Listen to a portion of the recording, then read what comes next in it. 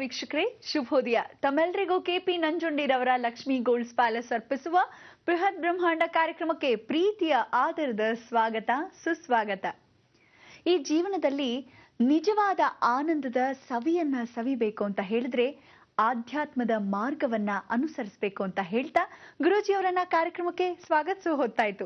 ಶ್ರೀಯುತರು ಶ್ರೀ ಸಂಪೂರ್ಣ ಸನಾತನ ಧರ್ಮ ಸಂರಕ್ಷಣಾ ಸಮಿತಿಯ ಸಂಸ್ಥಾಪಕರು ಹಾಗೂ ಶ್ರೀ ಸಂಪೂರ್ಣ ವರಮಹಾಲಕ್ಷ್ಮಿ ಮಹಾಸಂಸ್ಥಾನದ ವ್ಯವಸ್ಥಾಪಕ ನಿರ್ದೇಶಕರು, ನಮ್ಮೆಲ್ಲರ ನಲ್ಮೆಯ ಗುರುಗಳು ಶ್ರೀ ನರೇಂದ್ರ ಬಾಬು ಶರ್ಮಾ ಗುರೂಜಿಯವರು.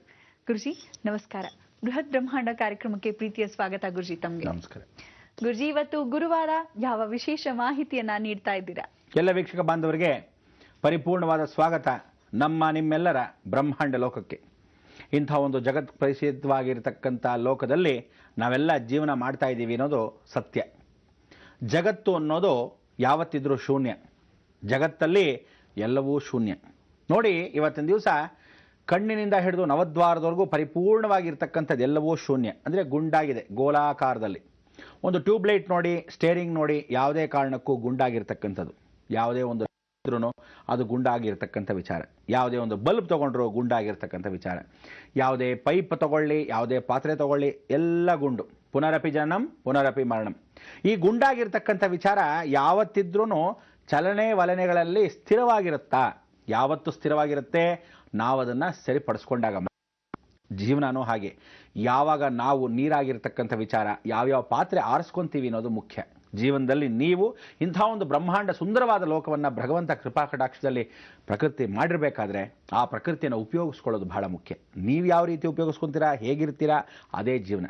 ಅದಕ್ಕೋಸ್ಕರ ಎಲ್ಲರೂ ಮಾರ್ಪಾಡಾಗ್ತಕ್ಕಂಥ ವಿಚಾರಗಳು ಎಲ್ಲಿ ಮಟ್ಟಿಗೆ ಸಾಧ್ಯ ಅಂದರೆ ಒಂದು 30%ಇಂದ 40%ವರೆಗೂ ಮಾತ್ರ.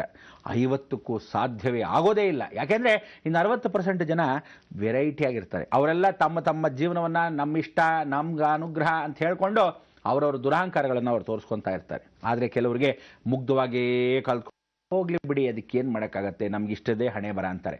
Negative thinking. ಅದಕ್ಕೆ ಜೀವನದಲ್ಲಿ ಉದ್ಧಾರ ಆಗಬೇಕಾದ್ರೆ 40% 60% ಇರತಕ್ಕಂಥವ್ರು ಕಾಲಕ್ರಮೇಣವಾಗಿ ಅವರನ್ನು ಮಾರ್ಪಾಡು ಮಾಡೋದು ಬಹಳ ಕಷ್ಟವಾಗುತ್ತೆ.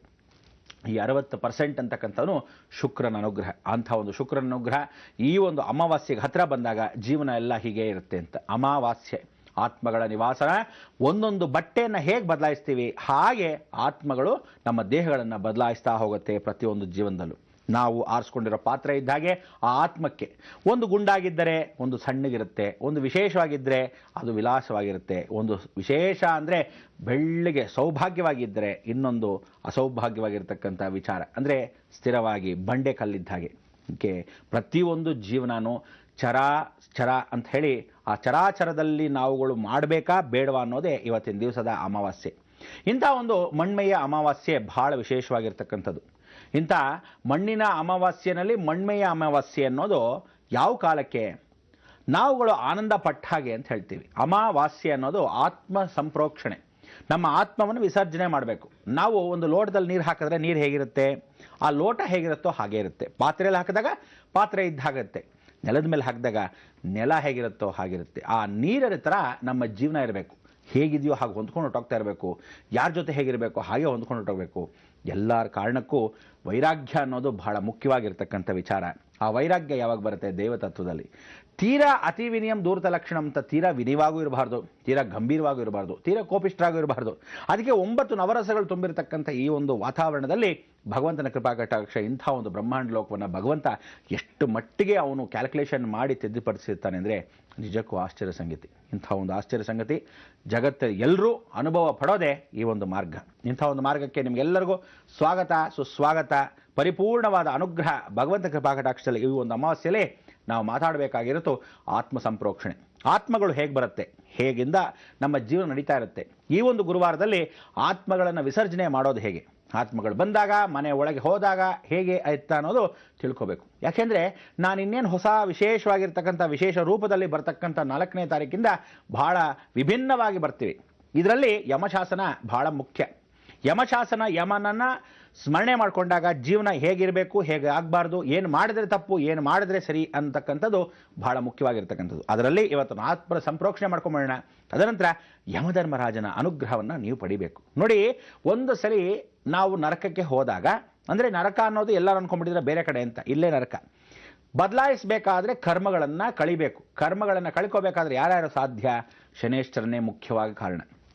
ಕರ್ಮವನ್ನು ಕಳ್ಕೊಳ್ಳೋಕ್ಕೆ ಈ ಒಂದು ಶನೇಶ್ವರ ಪರಿಪೂರ್ಣವಾಗಿ ಗುರುವಾರದಂದು ನಾವು ಈ ಆತ್ಮ ಸಂಪ್ರೋಕ್ಷಣೆಯನ್ನು ಮಾಡಿಕೊಂಡಾಗ, ಆತ್ಮ ವಿಸರ್ಜನೆಯನ್ನು ನಾವು ಮಾಡಿದಾಗ ಮತ್ತು ವಾಸ್ಯ ಅಂದರೆ ಜೀವನದ ವಾಸ್ಯ ಸ್ಥಳ ಸ್ಥಿರವಾಗಿರುತ್ತೆ. ಅದಕ್ಕೆ ಜೀವನದ ಅಮಾವಾಸ್ಯನ ಸೃಷ್ಟಿ ಮಾಡಿದಾಗ ಆ ಪರಮೇಶ್ವರನು ಕರ್ಮದೇವತೆ ಆಗಿರ್ತಕ್ಕಂಥ ಸೂರ್ಯನ ಎರಡೂ ಮಕ್ಕಳು ಕಪ್ಪೆ. ಅದಕ್ಕೆ ಯಮಧರ್ಮರಾಜನು ಕಪ್ಪೆ, ಕರ್ಮಾಧಿಪತಿ ಶನಿನೂ ಕಪ್ಪೆ.